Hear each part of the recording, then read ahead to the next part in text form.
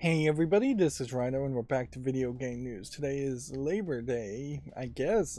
Monday, September 2nd is Labor Day weekend, and I think the Monday is always the Labor Day in this federal U.S. holiday brought to celebrating labor's workers movements, which is about the only thing that I would say the U.S. government does pro labor's worker movements. I had an opportunity here to see if perhaps somebody would take over my Yu-Gi-Oh game, but it's not going to work. The person that wanted to play on my account has only played Yu-Gi-Oh Rush, which in fairness, I do suspect that while this game Master Duel and the original version of Yu-Gi-Oh will stay around forever, a new Yu-Gi-Oh Digital Rush game will probably get made by Capcom and be the next focus, certainly. Just because it's so incredibly slow to play the original Yu-Gi-Oh game. So my rank here is way down here at bronze. Like, I ended, I believe, at Silver 3, and yeah. There is possibly an argument here that falling down and then going back up might get you more gems, but that would effectively mean that I'd have to just play like 1 month and then stop playing for 3 months. And I would suspect you probably already get these gems anyways. It'd be a little unfair to not get these gems, but maybe. Who knows? 100 gems here, 100 gems there. It's not really going to change too much. It's going to get you a couple of packs of cards. So yeah. Then this dual trial, I'm probably not going to do. I'm probably not going to play any more Yu-Gi-Oh at all. The dual pass, same thing. Probably just going to end here and call it for Yu-Gi-Oh. Yeah, just because we've been doing so well, really, as far as having shorter streams, where I'm just not playing any Yu-Gi-Oh and focusing on video game news. Has it been helping me get more watch time? Maybe a little. Has it been helping me get more views? I think it probably has. I've been averaging, somewhere between 10 and 20 views in the past couple of weeks, which is better than I was really getting when I was playing Yu-Gi-Oh, where I was getting maybe 5 or 6 views. Watch time still is kind of ridiculously low. Ridiculously high is Black Myth Wukong, which I heard someone describe as China's first AAA game, which definitely is something I think we can agree with. And then I also saw that Black Myth Wukong was on a different site, or being discussed on a different site in China, and any negativity around the game was being censored, which is not super surprising. That almost certainly that's the case. Deadlock is slowly working its way to the top 10 position, right now in the 12th position, and well, you have some games like Elden Ring still being strong. I'm not sure that there's anything really new otherwise to talk about. I did hear that, spoiler for the end of Lies of P, that there's a tease that if there was a sequel to Lies of P, it would have Dorothy from Wizard of the Oz in it, which is interesting crossover there. I don't think the person who wrote the Pinocchio story was the same person who wrote Wizard of Oz, but they're all public domain, so I imagine you could create this public domain cinematic universe if you wished. in the same way that the Universal monsters, Universal Studios making movies about Dracula and Frankenstein and things like that, eventually got described as being the Universal monsters. Even though those characters too are almost certainly public domain. And I will also say, before moving on, that Tyler McVickerson, formerly known as Valve News Network, is continuously saying that Half-Life 3 is coming out. Weirdly though, I am not really seeing anything that's saying that other than from him, other than from other people repeating what he's saying, which inherently, it's a shame that the video game industry, the news part of the video game community, is made up of Tyler McVickerson, who can spout any rumor about Valve and it's just taken as truth, Jeff Grubb, who can spout any rumor about any game and it's taken as truth, and then there's the Bloomberg guy, who I forget his name now, who actually has some credibility and is consistent. I guess I'd also throw in there Wario64, a much more long-running rumor monger in the gaming industry. But yeah, the breaking news segment of video game news is really 4 or 5 people and then a lot of repeaters, including myself. I'm just repeating video game news too, but I wouldn't be surprised if Tyler McVickerson just says Half-Life 3 is coming whenever he needs a bump in his YouTube channel. Jeff Grubb, I know, doesn't really care for accuracy. I've seen it in his actions and his own words, and so he'll put out rumors and even double down on rumors that are proven to be wrong. And the Bloomberg guy is about the only guy who really seems to do the research to know for sure whether something's happening or not.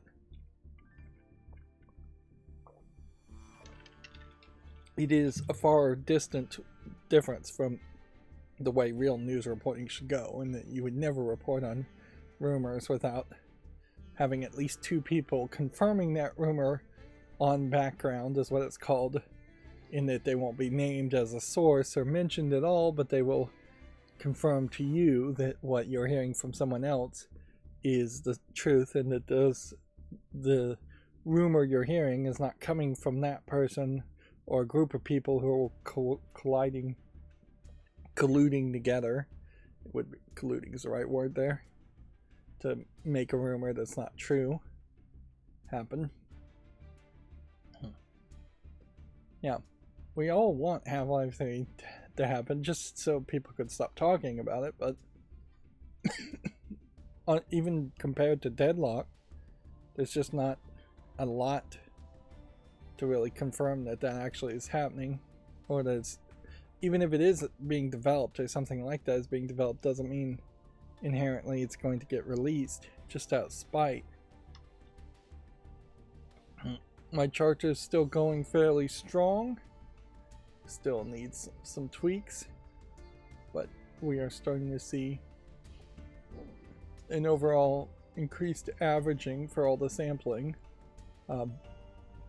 The colors of the columns, this aqua to this light blue, is odd.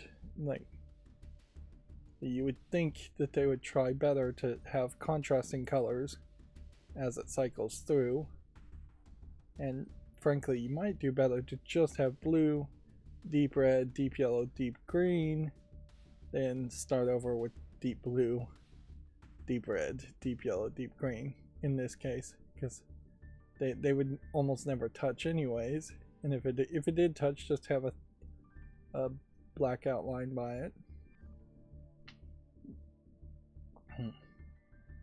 In my scenario, the colors would never really touch. There's not going to be a scenario where a game comes out and then doesn't even make the top 100 for 3 weeks or 3 days, 3 sample days. which would be about a week in my case, and then it makes it back to the top of the charts.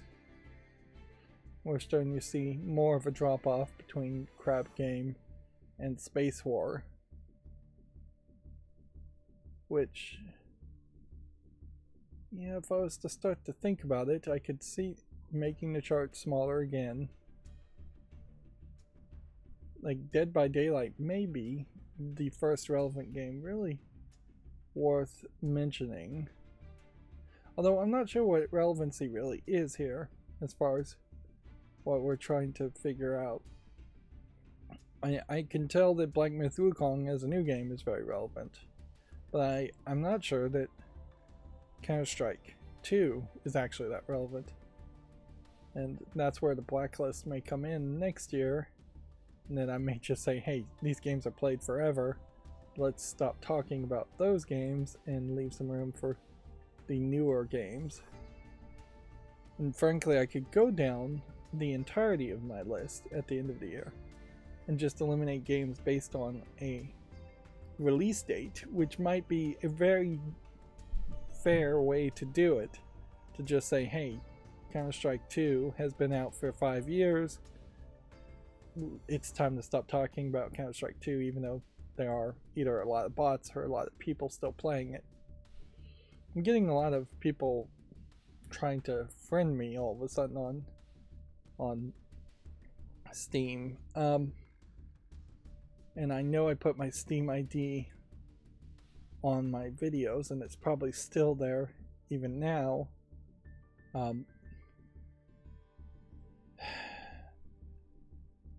The problem, though, is there's probably needs to be like a certain level of your Steam account for me to not ignore you going forward. If you're at below a level 10, if you own less than 10 games on Steam, that makes you really look like a bot account. That makes you really look like a one game player.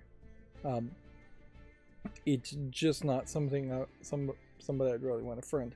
Plus now the Steam family situation has really changed who I should friend and who I shouldn't friend. Because yeah, just I don't want nieces and nephews potentially friending random people because I'm potentially friended with them, which would make a lot of sense for that to happen. So yeah, there's never really been a super advantage to that. I know I've asked people in the past, and I've gotten a couple of people in the past to friend me on Steam and give me games. But at this point I have way less time than I do games. So yeah, I think that situation is going to have to change. It won't affect much really in the long run. I'm also in a very weird situation right now. I've spent the week, literally, I spent at least a day and a half over the weekend trying to assemble a open air server rack that came with no instructions and came with a very odd number of washers. And so there's just like 2 washers too few to put washers on every spot. And then there is about 10 washers too many to not put washers. Inherently, I just opted to have 10 extra washers and see what that's actually all about. But yeah, it's not a particularly good server rack. The metal seemed to be fairly bent already, just getting it out of the box. I've had it in the box sitting in my extra room, office I guess is what you'd call it, for months, if maybe a year or two, just not really focusing on getting it and putting it together. And now I'm trying to clean out that room and just organize things better. But yeah, I would say be prepared to pay at least $600 for a good server rack because you want it to be strong and stable, whereas mine is going to very heavily rely on the computer components, the rack mount computer components that go into it to build up and strengthen the structural stability of the whole device. I'd also say you're probably wasting your time getting wheels. Wheels are going to be useful for moving the rack itself with nothing in it, and that's pretty much it. The rack I got was slightly too tall with the wheels to make it under the door frames of my house, so there's that. Plus, really you're going to want to screw it to the wall and possibly bolt it to the floor. But it came with concrete bolts where you would drill and then drill into concrete floor and put the bolts and then screw the entire rack to the floor. It's important to point out server racks are designed to hold I'd probably guess 1,000 to maybe even 2,000 pounds, which hopefully your floor can handle that too. 2,000 is probably far too high. You're approaching a ton at that point. But they are designed to hold very heavy computer equipment. It's full of hard drives in my case, but also just full of metal and fans and computer elements. Now, in a lot of cases, particularly for your own home network, home lab, you're probably just going to put very light things in it and not put entire hard drive servers in it. And nowadays, if you are starting with infinite money and brand new equipment, you're not going to likely even have spinning hard drives unless you just need a massive amount of storage. You're more likely to have SSDs, which would be lighter. But yeah, the computer cases alone are probably 50-60 pounds before there was anything in them. It approaches a ridiculous amount of weight that you can't even really carry, and so it is limited by the human ability. So anyways, I took the rack apart several times and put it back together, trying to figure out if I want washers in certain spots or not. Laying the rack down on its side and only tightening one side while lying down on like a carpet or something that's relatively flat floor wise makes a lot of sense, and then flipping it over 180 degrees and then tightening the other side is your best way to start off with it being square, and then you're going to square it up. The other big point to mention, and I see a lot of people make this mistake, is you always build from the bottom up on a server rack. And you always build with the heaviest thing on the bottom and the lightest things on top, if you have any choice at all. Because, yeah, theoretically, you would want a battery backup where the lead batteries and are going to be the heaviest, right at the bottom, holding everything down, holding everything tight and square. Then you would start to put in the hard drive, network attached storage type server equipment. Then you would potentially put any kind of drawers or monitors, keyboards, things like that in the middle where it would be about the right height. That is assuming you're not just doing a whole rack full of one thing, a whole rack full of batteries, a whole rack full of hard drives. And at the top, that's where you would have any kind of patch cables and networking, the lightest of things, if you even want those at the front. This server rack I got has mounts on the back and the front, so you don't really have to do that. any kind of power distribution units, power strips to turn things on and off. You might do it at the back, or you might do it at the very top, or you might do it on the side.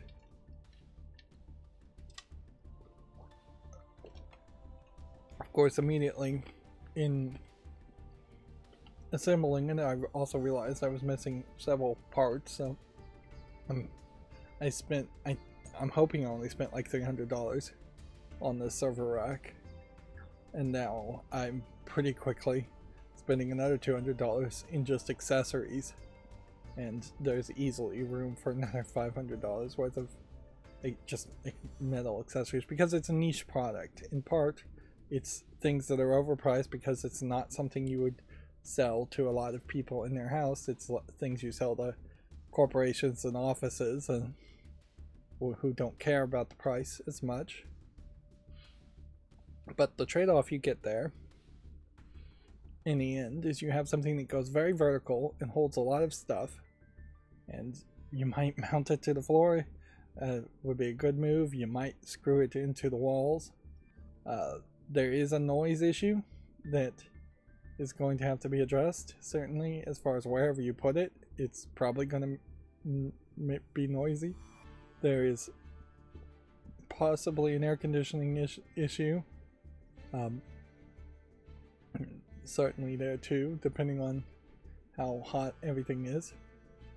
I wouldn't recommend doing the Linus Tech Tips thing of trying to water cool things, or have all your computers in one server room and then running all of the video and keyboards and connections to other rooms.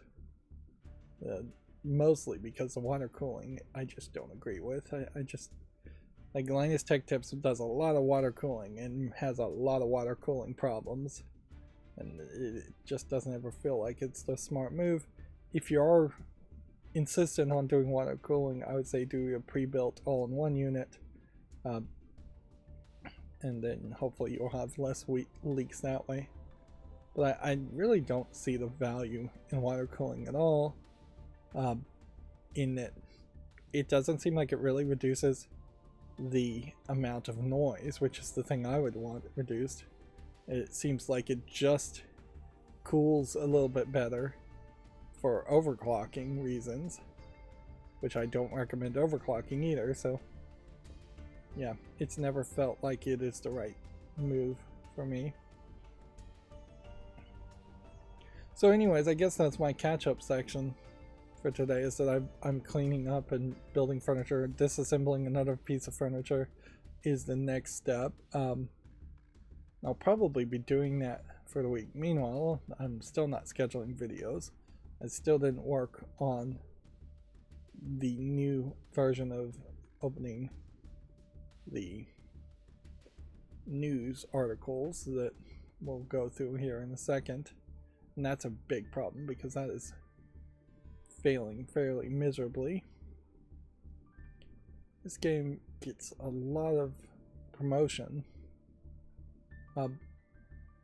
I see it every now and then, at least. What's funny about it, I guess maybe because it's on my wish list, though, is if we looked at it, let's just look at it.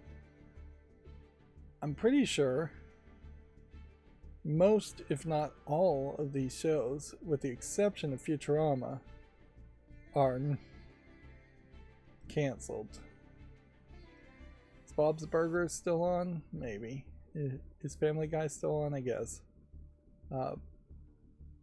But Futurama is on Hulu, so effectively it was cancelled from the Animation Domination lineup, which is not a lineup that they use, I think, as a phrase.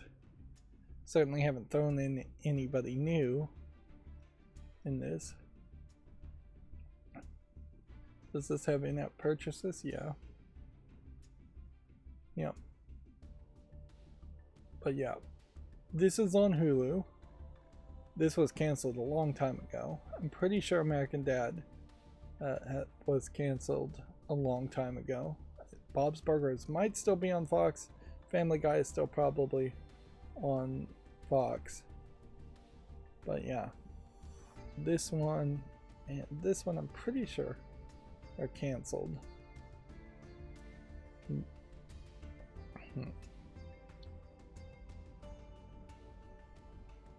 Wonder what the latest update was. March 7th. Interesting. Alright, well, let's move on to the news. I continued to do some tweaks, but I don't know if my tweaks fixed things or made things worse as far as the news stories. This is Video Games Chronicles, and in this specific page, it seems to me like there just wasn't a picture that they had available at all. I guess we could check that by just doing this. Yeah, Mario Party developer Incube has changed its name. The company is now known as Nintendo Cube instead of Indie Cube.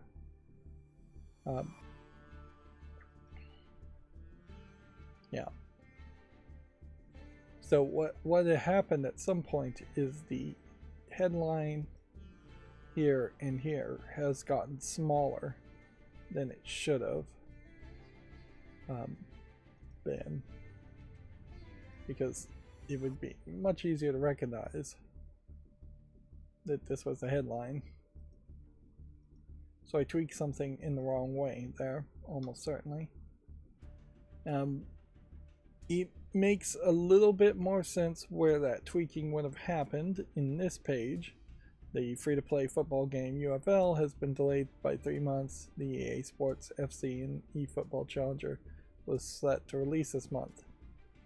So yeah, you can see how the picture and then here is just like perfectly framed and perfectly stretched out. So I got the picture perfect, but that probably was at the cost of the font size being perfect here.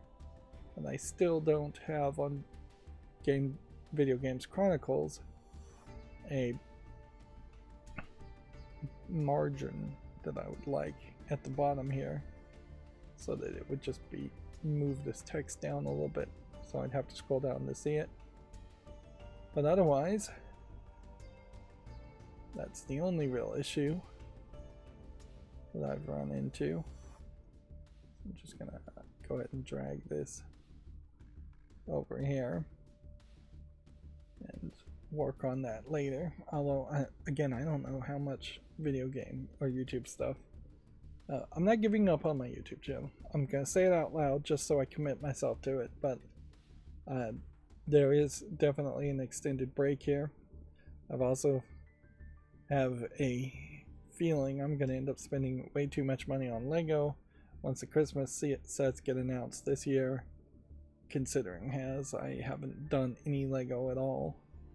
But some of that may change fairly drastically, because part of me moving around all this furniture is setting up for even a bigger move, to move all my Lego sets and display them and set them up better.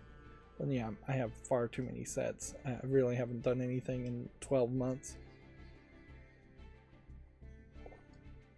But there are still a couple of them that I still would want to get and continue, as far as the modular building series, because I have pretty much all of those. And we'll see what the Christmas layout is, but I don't want to get any of those. So the video game news here, though, is iOS versions of Resident Evil 4, 7, and Village now need an online connection to start up. The update has left some players unable to play the game on the move. That seems weirdly unnecessary. The Resident Evil games, though, did have de novo built into them originally. But yeah, it seems kind of crazy that you would have DRM on iOS versions of any game, considering how difficult it probably is to sideload something onto the iOS. You have to jailbreak it, and then yeah, almost certainly very few people are actually going out of their way to jailbreak their iOS devices to sideload some official version of Resident Evil 4, 7, or Village to then like see, that's the weird part about this too, is particularly in this case, them adding DRM almost certainly doesn't stop anybody who was already pirating the game, because almost certainly the pirates would just remove the DRM. And if you were pirating the game and you sideloaded the game on Android, I'm not sure if it really works this way on iOS, you pretty much don't connect it back to the App Store. At least on Android, you don't connect it back to the Play Store. So if I sideload a cracked version of something on an Android app, the newest update on the Play Store wouldn't actively get pushed. So this is probably one of the most clear-cut examples of DRM, or if that's really what this is, maybe it's some other level of stupidity. But yeah, this would be one of the most clear-cut examples of DRM hurting the people who actually bought the games and not hurting any of the people who pirated the games. And this would be yet another clear-cut example of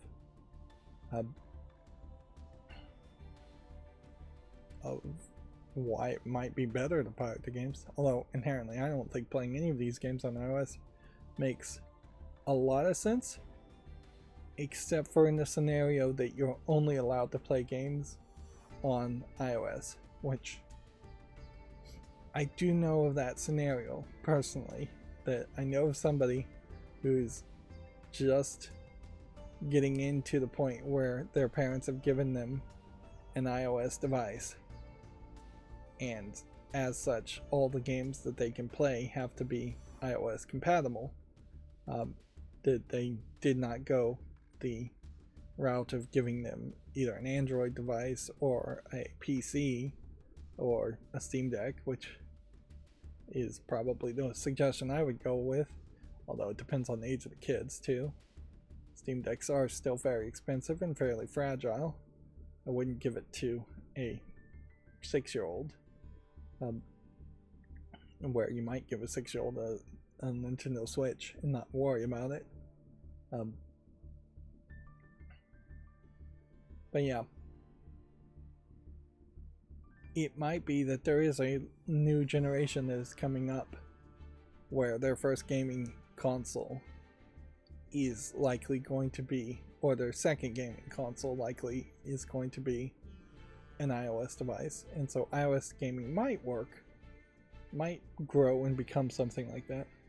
Although I don't think so. I think that is putting the cart before the horse, in the sense that there's just, you would have to make an assumption that parents wouldn't eventually just be worn down and forced to buy either a PlayStation or an Xbox or a PC for their kids, which I suspect it's always been the case in the past that parents eventually just do get worn down and are forced to buy something that is more game friendly than the Macintosh things. I actually looked at the Macintosh lineup as far as what games are being played and are playable on Steam from Mac OS, and it is at like 1% of games are played on Mac OS on Steam, where 3% of games are being played on Linux. So the vast majority of things still Windows, absolutely, totally. That it'll take a very long time for that to stop being the case, particularly when you know that there's just going to be a lot of esports players in Asian countries and in esports cafes running Windows, which multiplies the numbers of Windows PCs playing Steam by a large amount.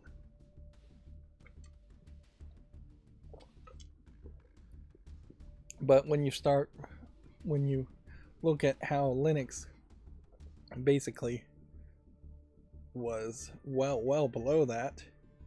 It is growing hugely because of the Steam Deck. Speaking of Linux, this isn't video game related, but I looked at my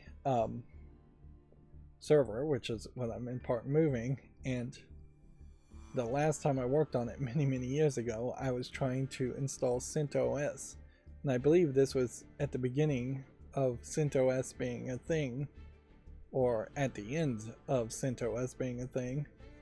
Now CentOS is not even really a option that I would consider, so I need to rebuild the whole server all over again. I'm thinking I'll probably do TrueNAS Scale. That's the one that seems like it's getting the most support and the most enthusiasm, and for what I want it to do. I was leaning towards a Linux version distro called Umbrel. Looked a little bit user friendly, but yeah, I don't think we're really going to get to that. And I suppose there is a consideration for, I think Pop! OS is the one that these Storinators are being designed. The creators of the Storinators are building a Linux called Pop! OS, I believe. So it's worth checking that one out too.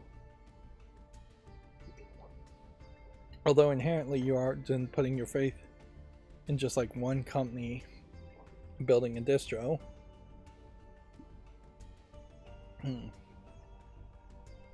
Let's see. The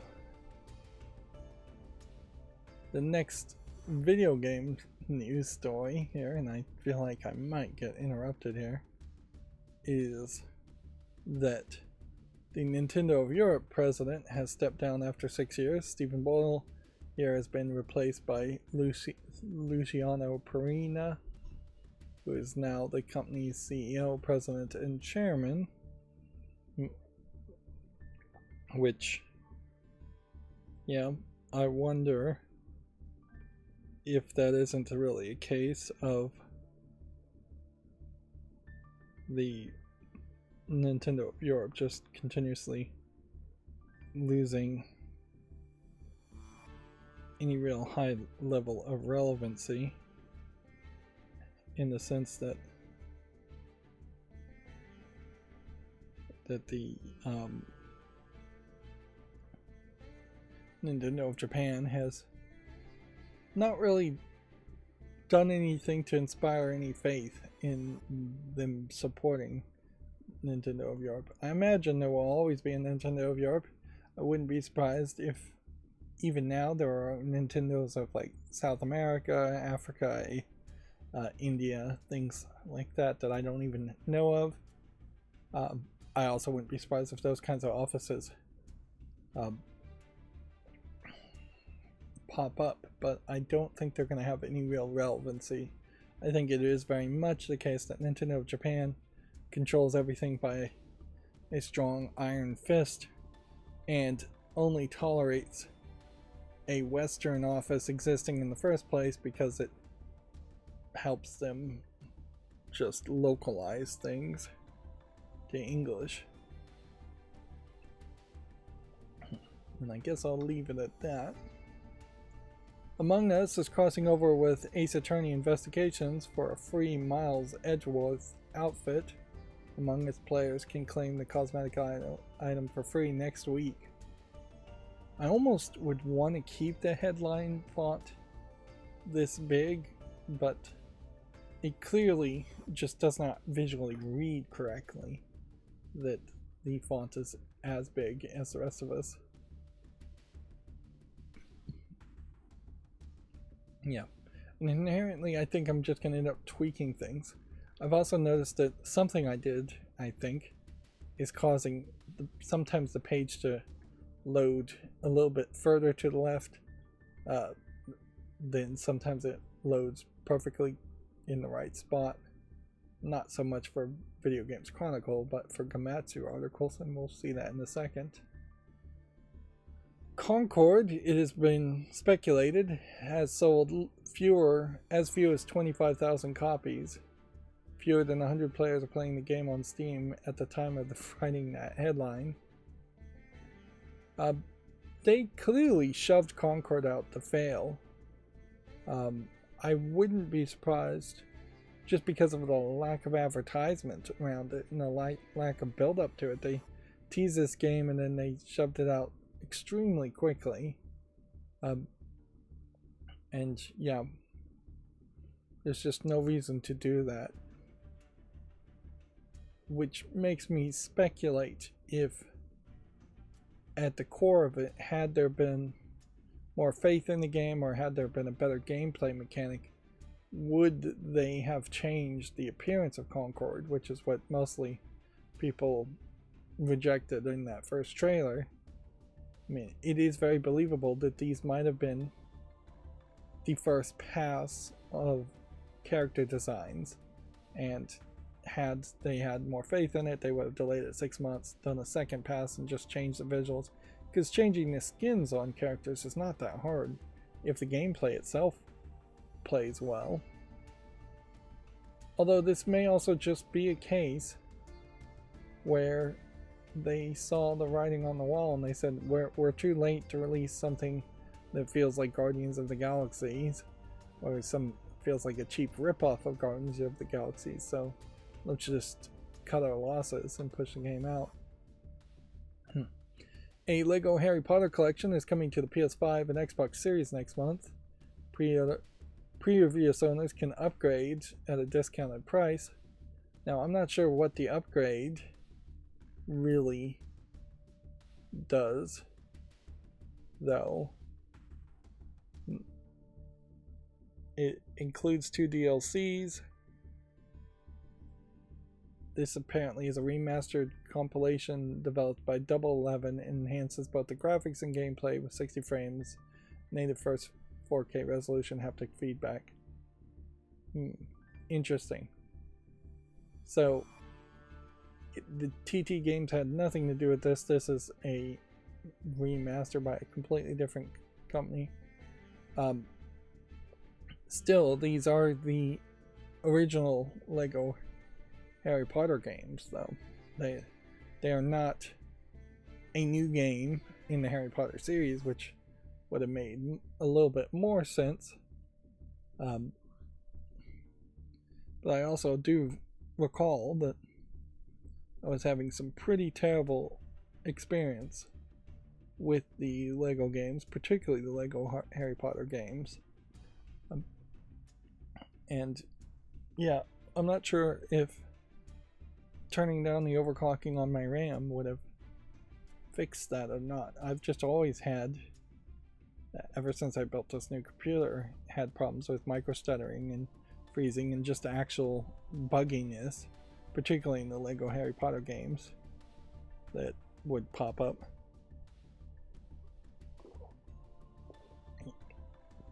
Yeah.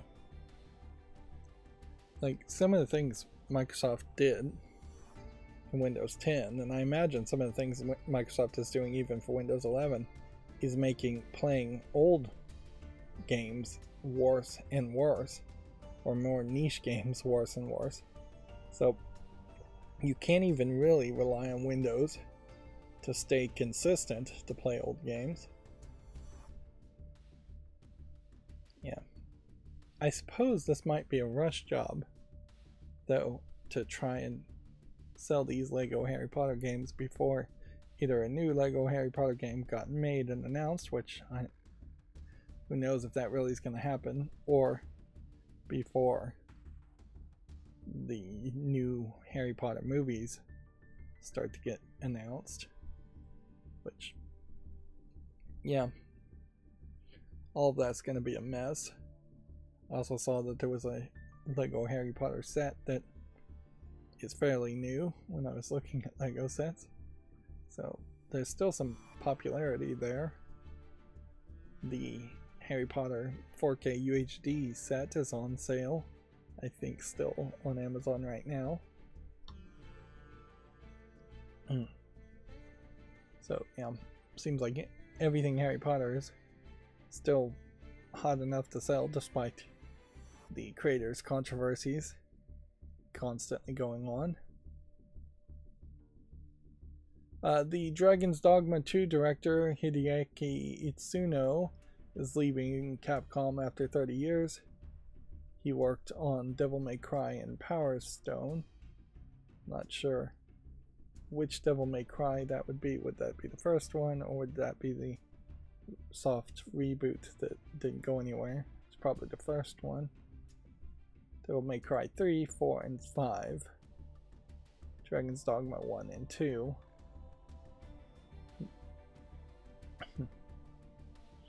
We are seeing quite the social change, and it's happening fairly fast, I would say, in Japan as far as work culture goes. At least in the industry of video game development, these employees are not sticking around forever. That being said, even if you started working at the age of 20 for Capcom, 30 years he would be 50 now. So, I mean, you're not that far away from a retirement age that would be reasonable, although in Japan I imagine the retirement age is closer to 75 or 80. But yeah, he certainly doesn't look like the type. Although we may find that he is going to actually retire, we may find that there's some secret ailment he's not mentioning.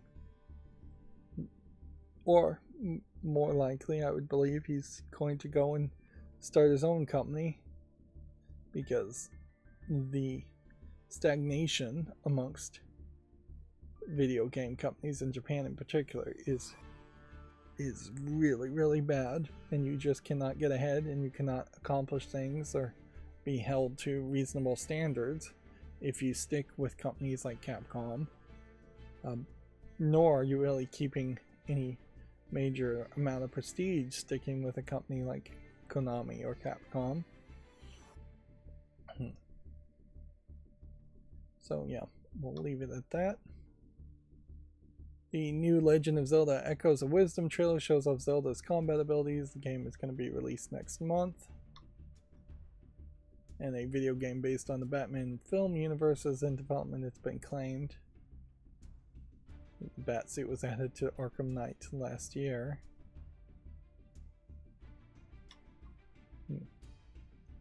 And so then this brings us to the Gematsu headlines. Bleach Rebirth of Souls has a character trailer for Jin Ichimaru.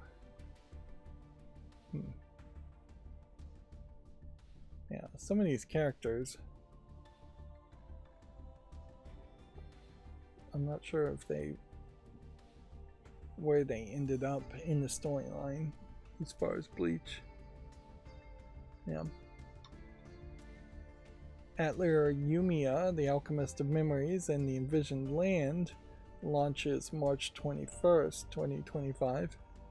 So we have yet another Atelier game. Interesting. Like giant heels on the back of her shoes. Magic heels, possibly. The thing about the Atelier games is they seem to now consistently want you to be only interested in the main protagonist and the team. They're not even bothering to show the faces of.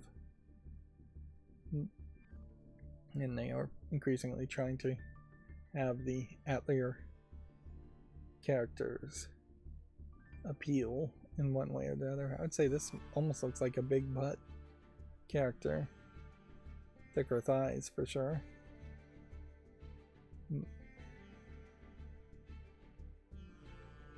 Yep. So there is going to be something magical about her shoes. So you may do a lot of gliding, jumping, things like that. But yeah, I can't help but see that almost every shot here is focusing on the butt. And the skirt here is very hooped. for that reason, I imagine. So, you know, the previous Atelier character was all about the shorts and the thick thighs, and now this character is all about the big butt. They very possibly got the wrong message as far as what made a character more visually interesting, but maybe they got the exact right message. Personally, I'd say a bust size as small as that and a butt size as big as that seems a little off.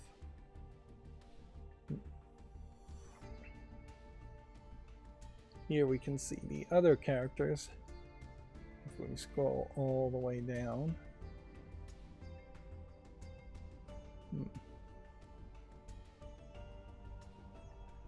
Yeah.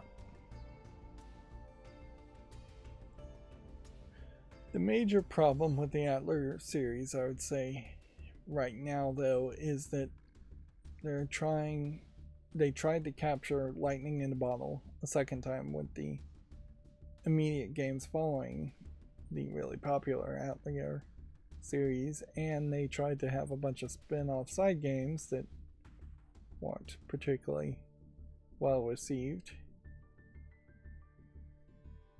So there is just room. Now this is interesting. All the screenshots are missing. I don't think that's inherently my fault. Let's see what happens if I turn this off.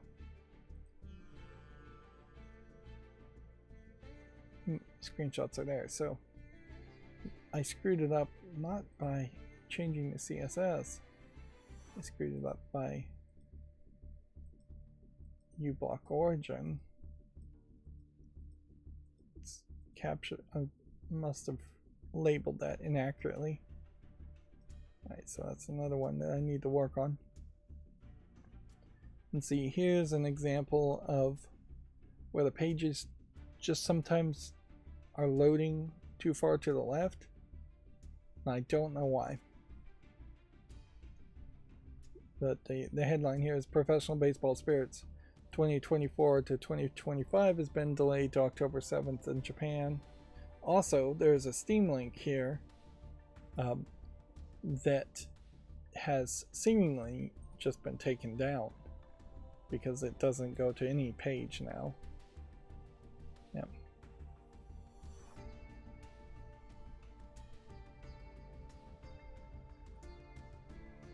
But yeah, I just don't know what happened there. I've got this part perfectly aligned, and then the text is not perfectly aligned. One Shot World Machine Edition is coming to PC to include full Steam Deck support. One Shot is already on Steam, but this new edition it's a reimagined and expanded version of the original One Shot, which was released on Steam. Interesting. So this version is something that weirdly I need to put on the fall list and take off the wish list now, because I'm not sure it's necessary to, or smart or wise at least, to buy this version of the game. This week's Japanese game releases: Astrobot, Ace Attorney Investigation Collection, and more. Here's the whole list.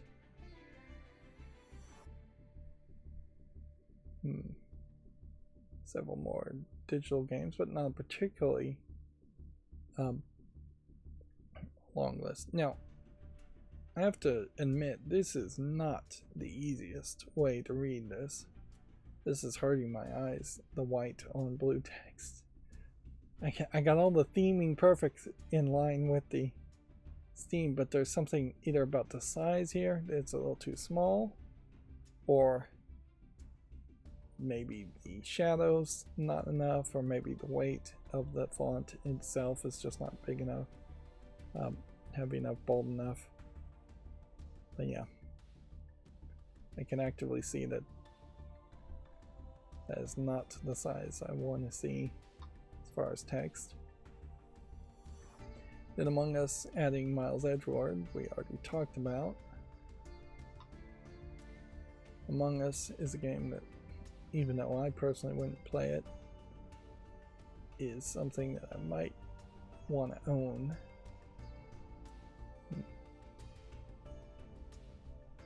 Yeah. Although, maybe it won't be that relevant for long enough that I'd ever actually get around to buying it. Level 5 Vision 2024 to the World's Children is set for September 24th. The Inazuma 11 Victory Road release date is going to be announced. They've been teasing that game for a very long time. That is a really long headline also for what effectively is just a level 5 direct. Apparently Marvelous USA and Xseed's Games interview with the Executive Vice President Kenji Hosoi, organizational changes, games lineup, and more is available on Komatsu if you want to read that. That does give me this unique opportunity to go ahead and eliminate something that's usually not in articles. This being an interview, there's something a little bit more.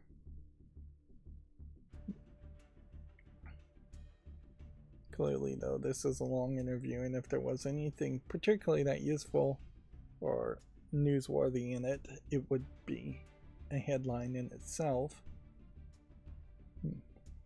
The quote here is, "We'll continue doing everything we've been doing for the last decade."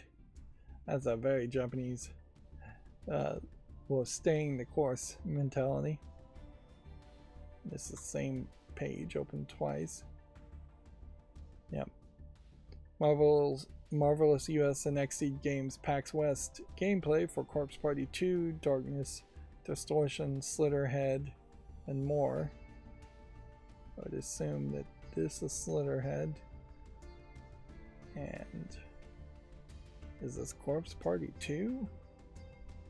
I doubt it's that. Ys Memory, The Oath of Felgear, I would assume is that one.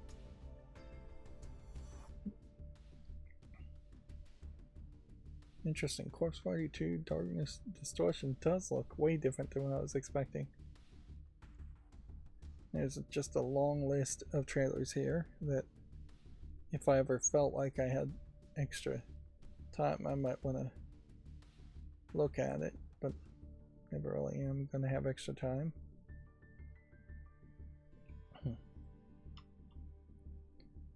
Let's see, and then we talked about Hideki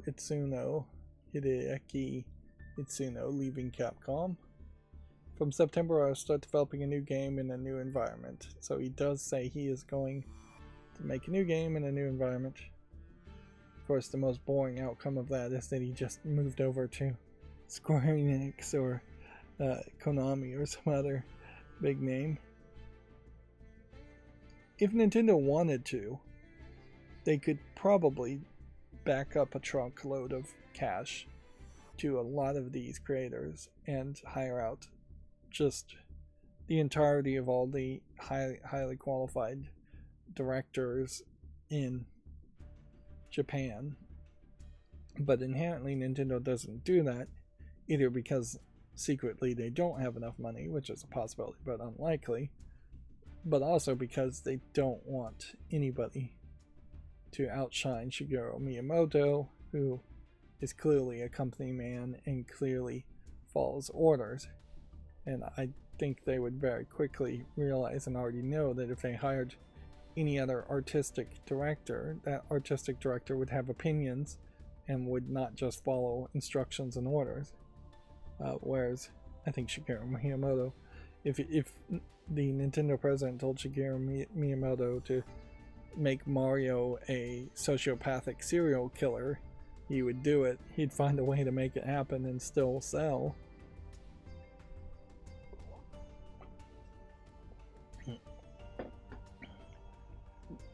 There was an article we were talking about just in the last stream, as one of the people in charge said that arguments should happen in game developments and artistic creations and collaborative efforts in general, and I just don't think Nintendo believes in that at all. Let's see, Cardfight Vanguard Dear Days 2 has been announced for Switch and PC. I assume this is a card game? Yeah. And yeah, just because I've stopped playing Yu-Gi-Oh! Does not mean I'm in the market to play a new card game by any means. I might try Yu-Gi-Oh! Rush if a Yu-Gi-Oh! Rush digital game ever came out. But that's probably about it. You know, and if they did make like a PC version of Pokemon, the trading card game, I would want to play that, but I probably couldn't because Nintendo would probably copyright Content ID claim anybody that played it. Metaphor ReFantazio, United Kingdom of Uchronia. That trailer is available. Want to check that out. That was a great example here where some of these white bars are actually really thick and some of these white bars are really thin, and thick is too thick, I think. Super Mario Party Jamboree has added Pauline and Ninja, which Ninja is, I guess, a ninja in black outfits with big red buttons. Is Mario Party Jamboree, I guess, the newest Mario Party game? I guess it is. It would. That is the only thing that would make any sense. Wingspan for PS4 and PS5 launches October 11th. This card game looks like it might be a smaller experience, so I potentially would play this if it was the case that there was a single player experience that had a definite ending.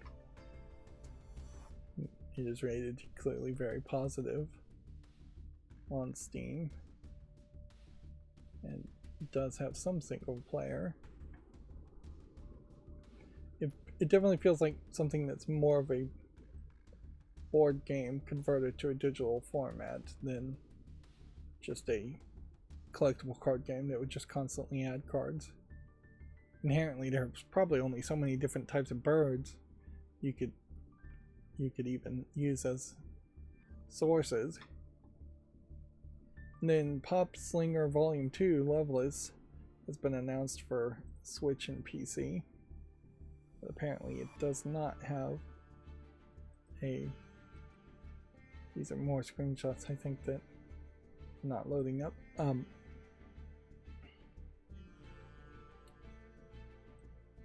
Yeah, apparently it doesn't have a Steam link yet. And that's going to bring us to GameDeveloper.com. There's a report from GameDeveloper.com that Until Dawn remake developer Ballistic Moon is making layoffs. There's Helldivers 2 and Dead Island 2 studio Toadman Interactive has confirmed layoffs. We had a couple of weeks there in which they stopped talking about layoffs. Now, again, I would say the font here seems a little bit small. Just in general, like, generally I was trying to get the font size to be the same on all of them, but clearly I didn't focus enough on that. Because, yeah, I want it to be more consistent, and it is going to be in the tiny little details that each of these pages are going to try and be more consistent. For instance, just like the margin here is too little. This is once again Hideki Itsuno departing Capcom.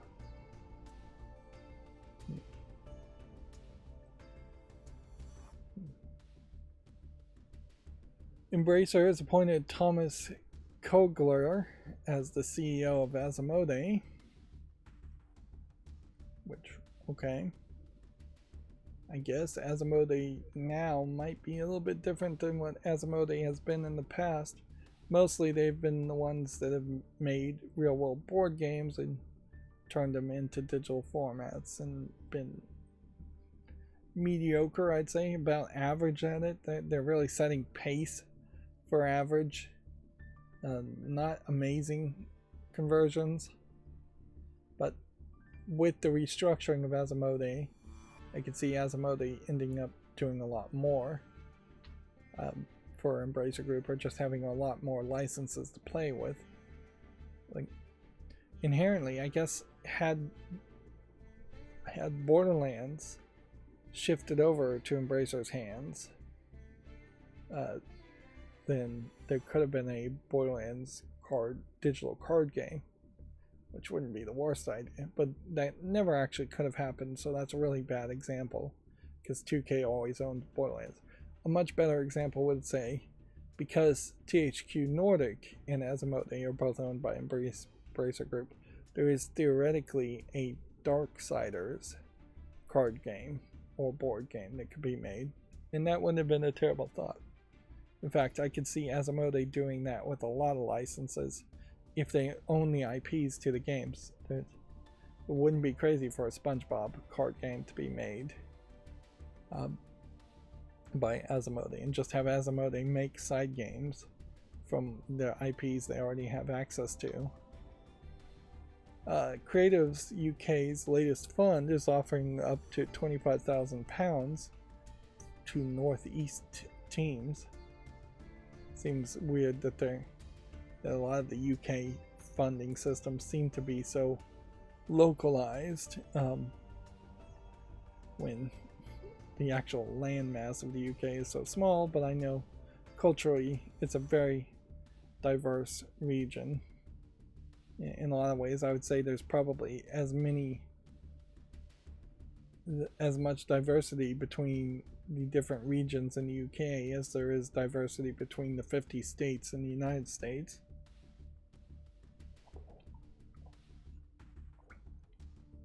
Which, notice that in the history of the United States, because of the way the senators and representatives are set up, no two states have ever seriously considered merging together and becoming one.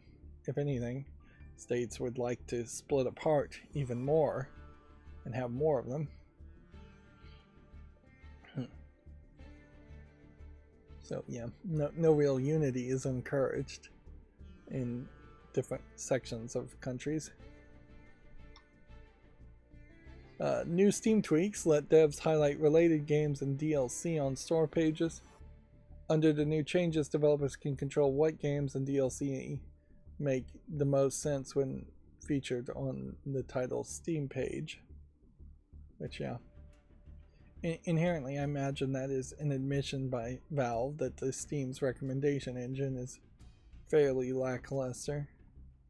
It is also one of the few examples where I feel like Valve should probably be secretly working with something like a large language module to see if their algorithm could improve at all with any kind of newer AI models. Although the input that could be sampled as far as Steam as a storefront might be fairly small, and a new AI algorithm may be way worse than whatever algorithm that they already have.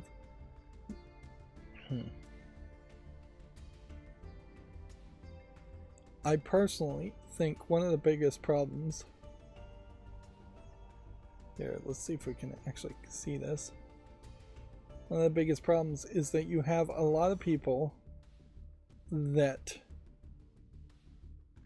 play one game or one type of game, and then they just stay in that category and they never really expand. So they're really not giving enough telemetry or feedback to the recommendation engine to make better recommendations anyways. And there's just so many people playing the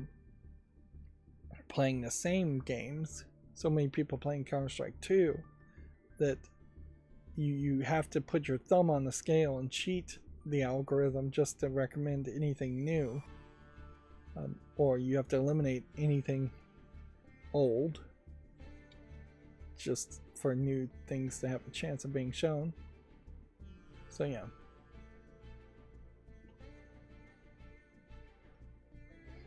Here's the article.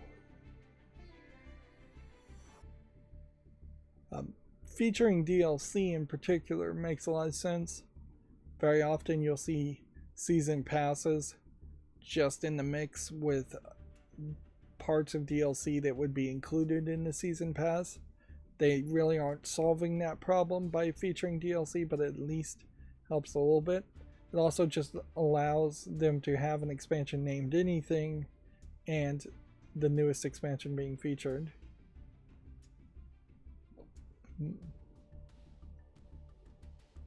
But yeah, we definitely are seeing changes happening. More features being added quicker as far as the Steam storefront. So they're trying to make some major improvements. By this time next year, I imagine they're going to be in a much better shape. Let's see.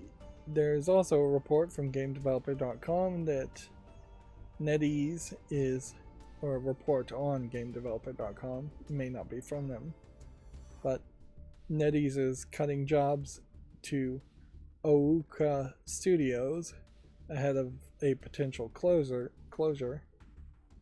Yeah, they swirled just days after the launch of the Visions of Mana.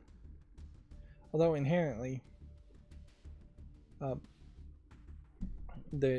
there's almost always some level of layoffs in non-union game studios after game release, because they're laying off at least the game testers. But yeah, it is a terrible system. Certainly, you are threatened with having your names removed from credits if you don't stick with a game until it's launched, and then when it's launched you're fired anyways. So it's a lose-lose scenario for game developers. The only way game developers succeed is if the game sells amazingly, which is often completely out of the hands of game creators because the publisher may not put enough advertising to it. They may release it at the wrong time. They may release a game in an early buggy state. So yeah, left to their own desires, I imagine most game developers would want to stick with a game until it's completely close to perfect before they even release it. And if they had the budget and the skills, they probably would advertise the heck out of the game they made. I definitely personally see that when you see small independent game creators reaching out on Twitter, reaching out on YouTube, trying to promote their games as best as they can. They don't really have a lot of skill in it, but they try. Whereas publishers, not so much. Alright, so that's gonna bring us to these games that came out on Steam, and we had the games that came out on Steam last Friday, or so. We're gonna go through a lot of games. Not surprising that there seems like we're getting doubles on everything. This is gonna be a nightmare.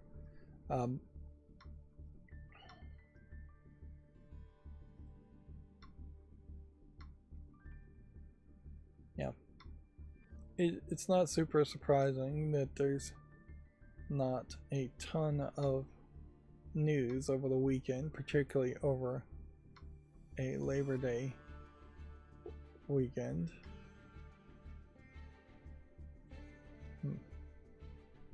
What in the world is this?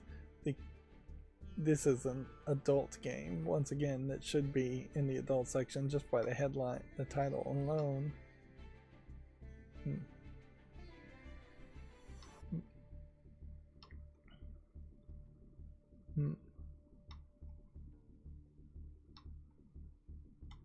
Yep.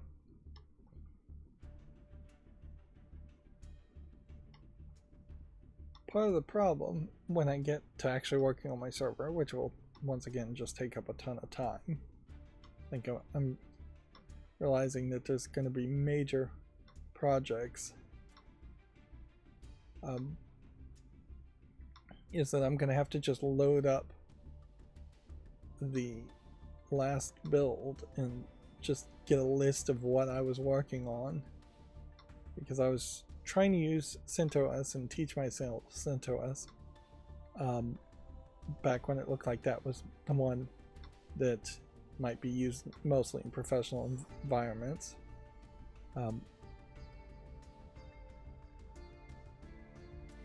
Guess I'll give this a chance. And then I was doing a lot of containerization. Yeah.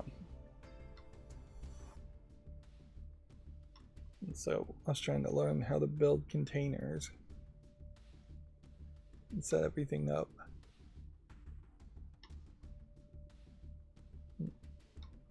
But yeah, the way I was doing containers many years ago is what I think TrueNAS Scale simplifies quite a bit.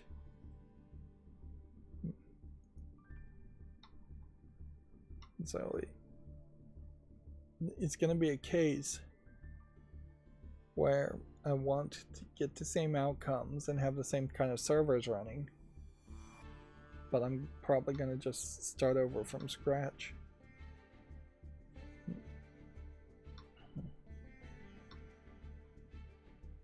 And I don't know where I'm getting all this free time to ever actually do all of this.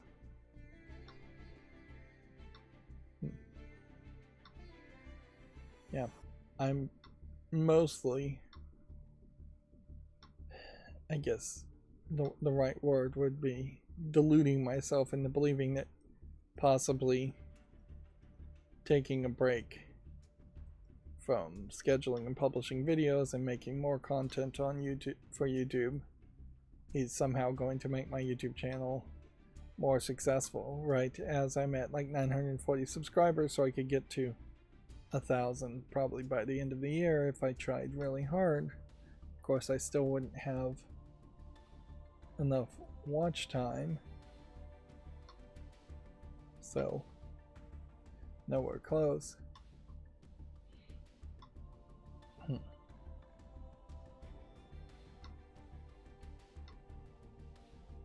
But yeah,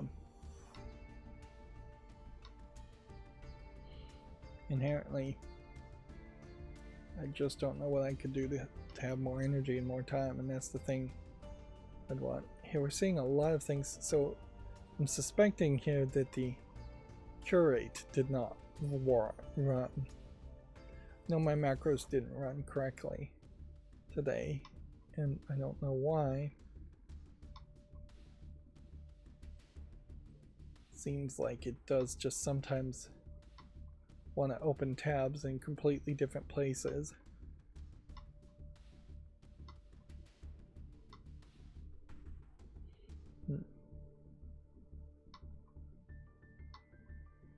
And see, I think I have the anti-duplicate extension installed, and it must just not be working. I think I have to assume that that is the case.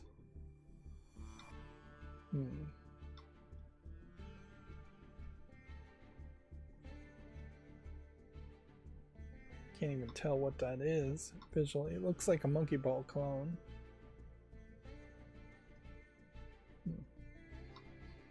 Some of these games, I know we've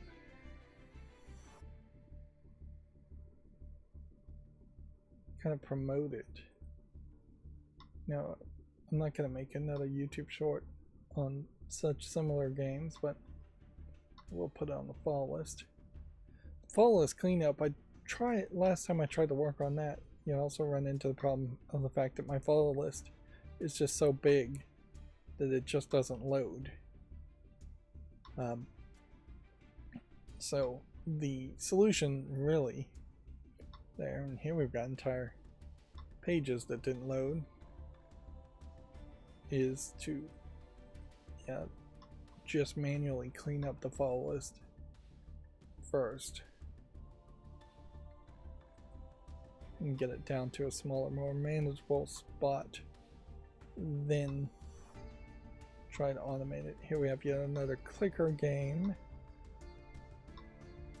Most of this is not even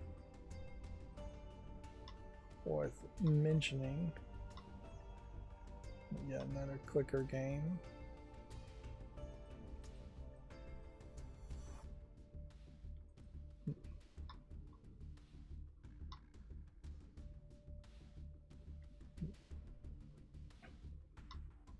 So Steam theoretically requires 6 screenshots. It would be interesting if all of a sudden those 6 screenshots had to be drastically different. Although I imagine people would just cheat that very quickly. There are some cases where one single screen is the right number of screens for certain games.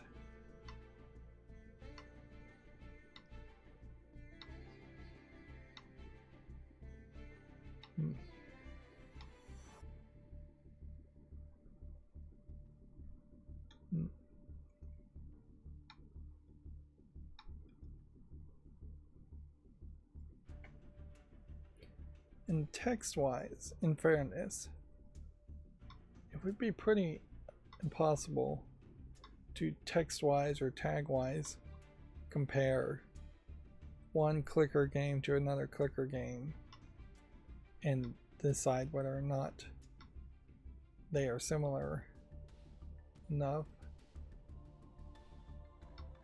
to justify disallowing them another clone to be released.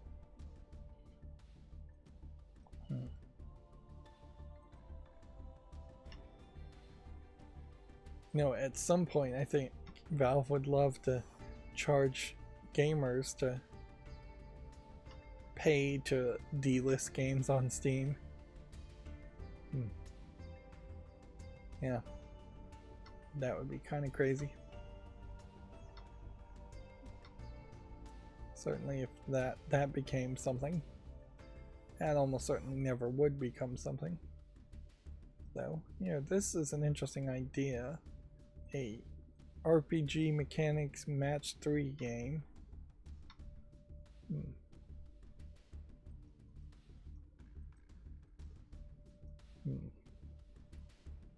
That might be something.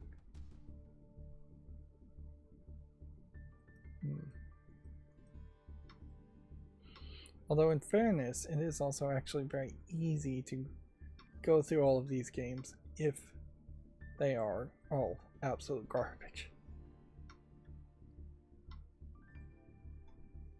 Because, yeah, really don't have to do too much. I'm gonna give this a chance. Fly swatting game.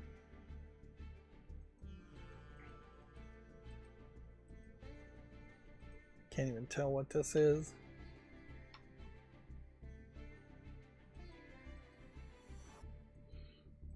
That is certainly a danger too, that at some point my eyesight gets really bad, or my mind, as far as recognizing what games are, starts to get bad.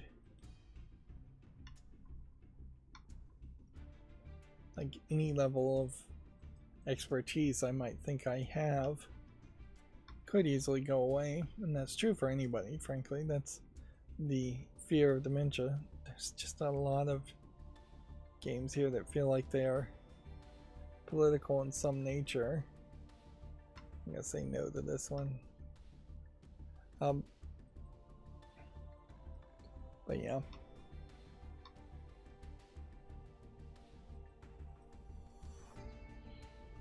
I could probably tolerate, I wouldn't be happy about it, nobody would, losing parts of my body ability. But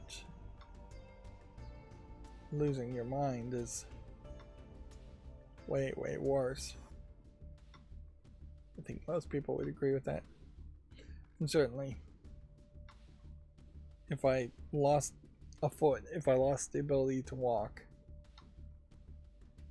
that's not as bad as losing hands and the ability to interact with games in any easy way. Losing the ability to talk. Star Trek Legends. So coming out of early access just now, apparently. Mixed reviews.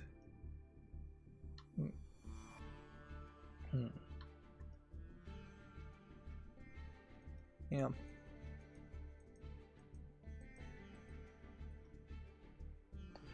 You know, losing the ability to talk would probably be not as bad as the ability to play video games, because I could see being a mute and playing video games. Losing the ability to hear is a big one. Losing the ability to see is a big one. Yeah. I probably would want to lose the ability to interact with things in hands before hearing, because at least then you could listen to music. And yeah.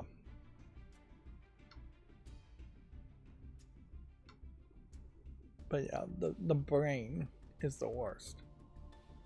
If you can't think, if you can't say the right words, or some way gesture.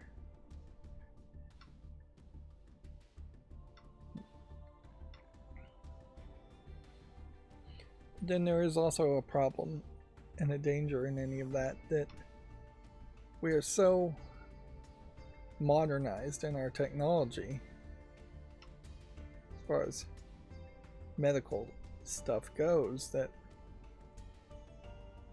I just don't know if there isn't a situation here where anything that would go wrong with you might be fixed.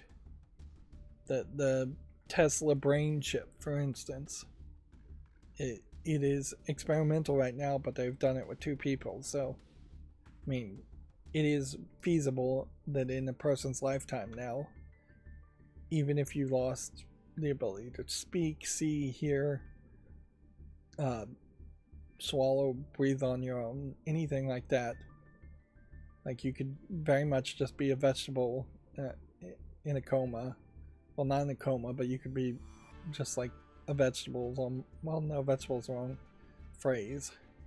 Even you could be stuck in a bed, unable to interact with the world, but still conscious. And then they could put a brain chip in you, and then you would have considerably more interactivity once again.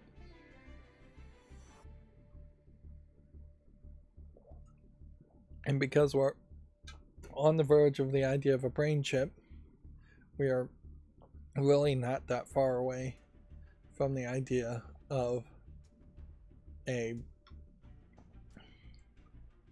full-on control a robot body concept. It probably would be a clunky exoskeleton, but it would be something. So these are the games from Friday. We'll now go through them, and then that'll be the end of it. And we may kind of quickly start to see some duplicate things. Notice that these pages all have fallen asleep, so that extension that was putting the pages to sleep had an effect on them. It really shouldn't have, but whatever. Thought I took that extension off.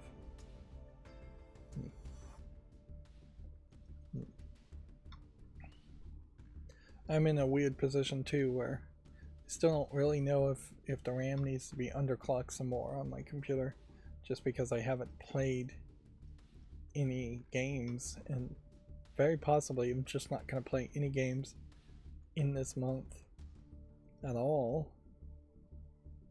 This is a weird looking game, and that's why I'm going to give it a chance.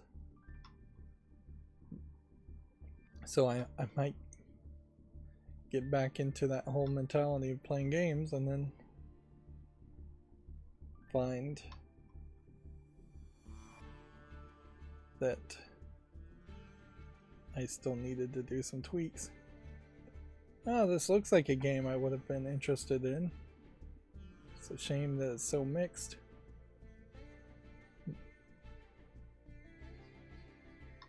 I'll give it a chance. Make a special exception. This looks like a Yuri visual novel, which we don't see a ton of those come out on Steam, or a ton of them come out anyways.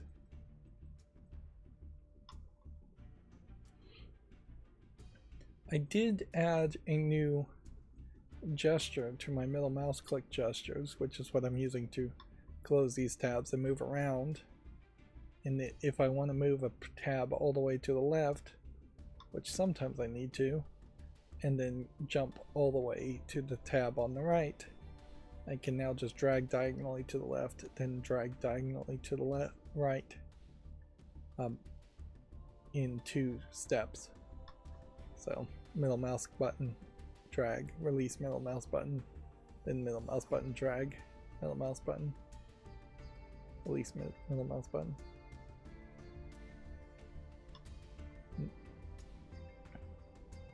But yeah, these gestures have proven to be fairly useful. Here we have another Japanese game that doesn't seem like it's going to have an English version at the moment. So I'm not going to make a YouTube short on it. I did see that one of my YouTube shorts seemed to imply that one of the games I highlighted didn't have an English version, which is, you know, believable. We're seeing less emphasis on the VR stuff, which, yeah, that makes a lot of sense. But I do have this theory, or I think I've heard some rumors that they are still working on, Valve is still working on a new VR headset. They probably will just always have something VR going on. But I think there's just going to be a wide difference between something that's more mainstream, or something that they're going to try to sell as being more mainstream, such as the Steam Deck and the VR headset, which is really just going to be the premium product, the Lexus of cars, for rich people only. And weirdly, I would also say that Valve's focus on VR is always going to be gaming first, and so they're less likely to try to integrate any kind of augmented reality elements into whatever they develop VR wise. Where I would suspect if VR is ever going to succeed, it's going to have to do it because it has extra features like augmented reality. I just cannot even creatively imagine what you would do in your average game with augmented reality other than just having a mode in which you can look around you and see things while the game is paused. Give that a chance.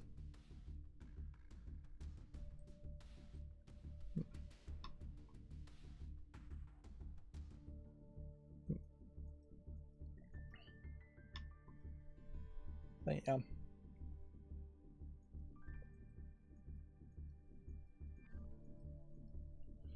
It is slightly a different situation when... Is this in English? It's mixed reviews. It's not being received very well. When I'm just assembling furniture or moving things around, doing physical activities, because that's just something I would never really do.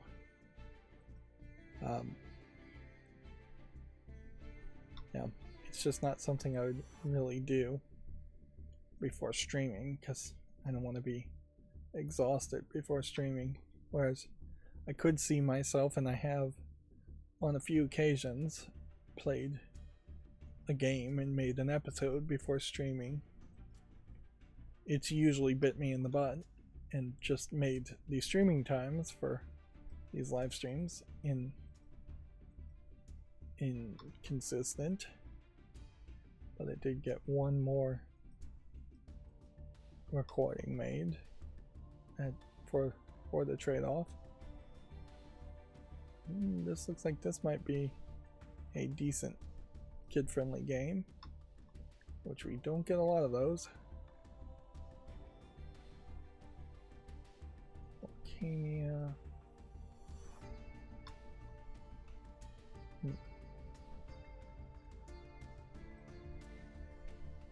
Yep. I'm still consistently adding a ton of games to the follow list and just not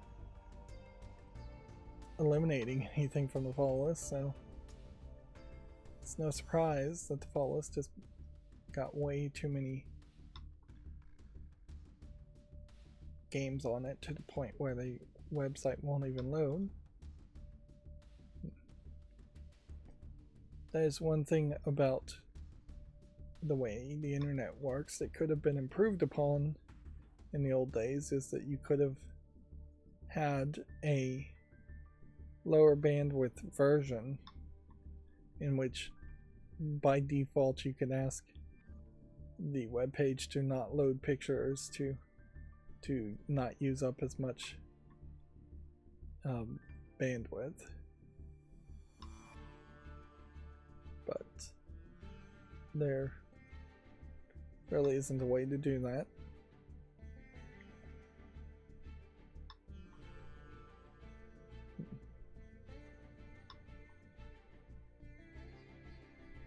And I think we are, if I was to guess, getting closer.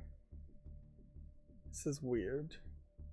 It's a Minesweeper game, but it has some kind of single player elements to it that makes it look very much different from Minesweeper. Weird in a very good way, I would say, compared to every other low effort Minesweeper game.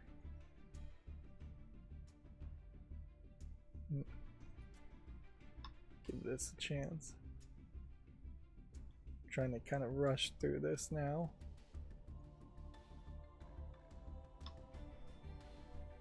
It's a little too many games to show off. Effectively showing off 5 to 6 days worth of games that have come out on Steam.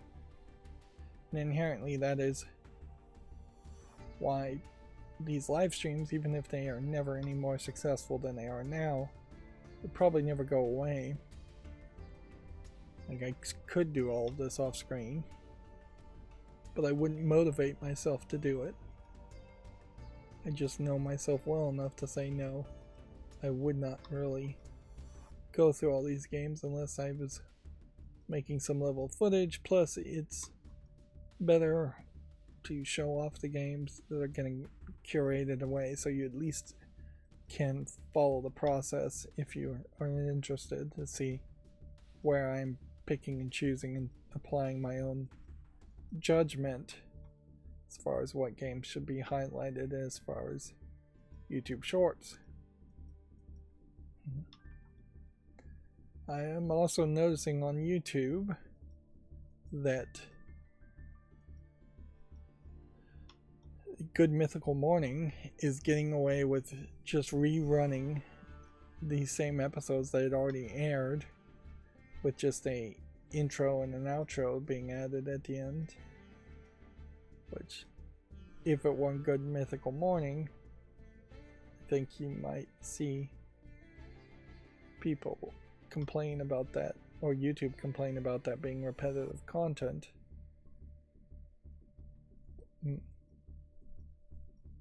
These are different kinds of puzzles.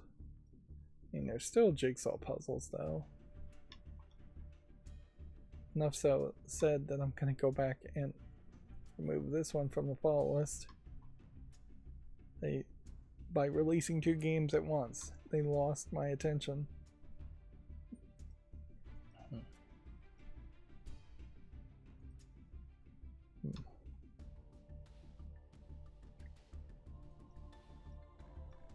YouTube knows that old content is not getting promoted, and inherently the only way to go over even 15 minutes and have success is to be live streaming and make it seem like it's just going to live stream forever. And they've tried to address that with premieres, and that you could premiere a longer form content, but it's just not really being well encouraged or embraced by viewers. So yeah, if I try to make a 22-minute episode for a series, it's still 12 minutes too long. If I make a giant collection of me long playing a game from beginning to end, then premiered it, it wouldn't get any views either.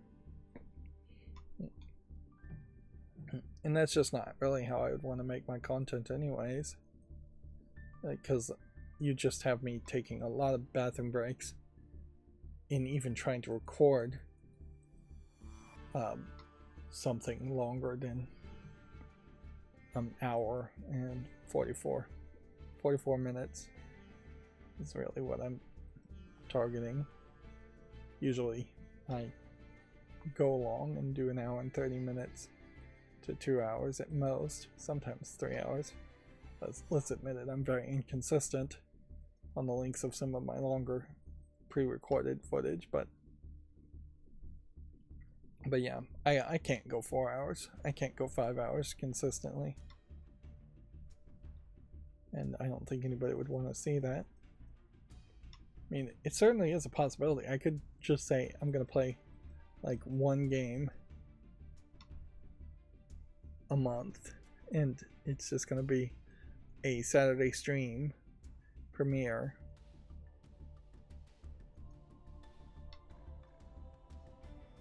But yeah, I don't think I would do that. I'm too brainwashed by the cable TV mentality of wanting to have something on every night, or every weekday at least. Here looks like something that's a Pokemon parody.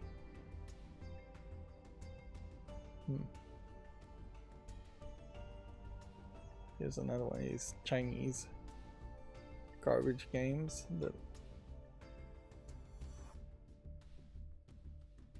I'm surprised that we're not done, but I think we're close. Of course, I really don't know. It would be a nice thing if I could know, but Firefox does not really give you a indicator.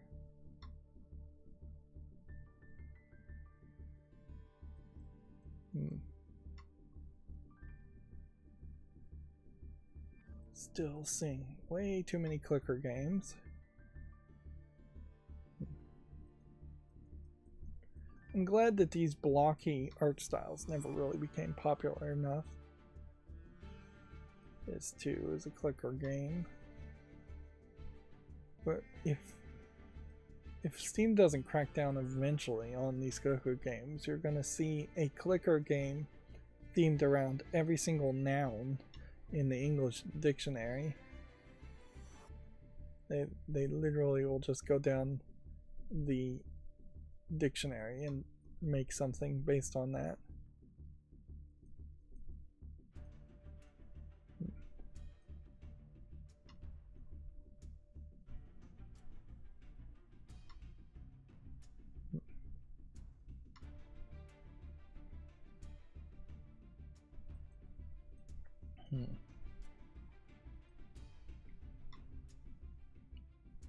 Yeah, I think I've run out of things to say.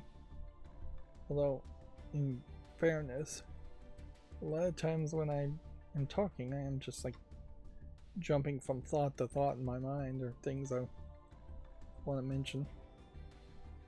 I was listening to another podcast, and they talked very much how when you're talking to yourself, just streaming solo, you sound a lot more crazy than just having somebody else in the room that you can look over, or at least people can perceive that you're speaking to that person. And I would agree with that, certainly, as somebody who solo streams. It is a lot of shouting into the void. It is a lot of talking to potentially nobody. It is a lot of saying things that are not going to get any kind of even non-verbal pushback to keep you in line with a more group consensus. And yeah, certainly a lot of people fall into saying some pretty crazy things when left alone to their own live streams. Eventually it does just come out as a manifesto. Was that one in English? Apparently it is. Looks pretty.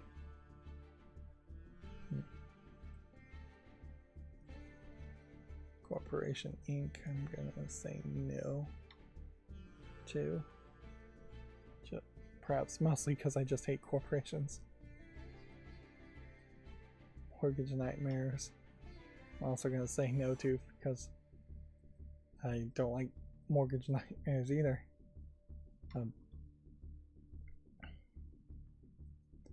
Oh yeah, I also should probably admit I've been watching The League on Hulu.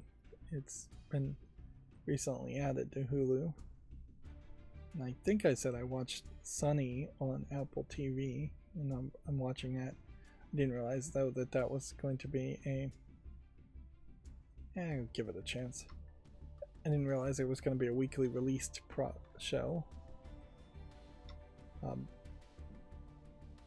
But yeah, I very much enjoyed The League the first time I watched it. It's, I think, a rougher thing to watch a second time through. It definitely seems like it has some slight problems with its audio, in that there's just not enough of a bass track of sounds and audio happening during the show. But yeah, the League ended on a controversy not worth mentioning here, and just kind of ended. But yeah, it worked for me, I think, in a way that It's Always Sunny in Philadelphia never has really worked for me. I've tried to get into that show, and I imagine there are parts of that show where I'd really like it, but it's just so long running, and I don't know whether I should skip to like season 3 or what, but every time I try to watch It's Always Sunny in the first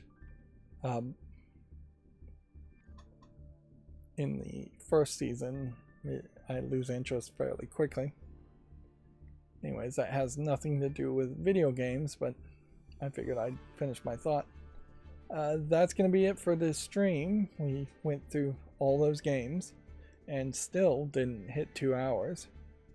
As always, I ask you to like, share, subscribe, comment, and keep on watching. Thanks.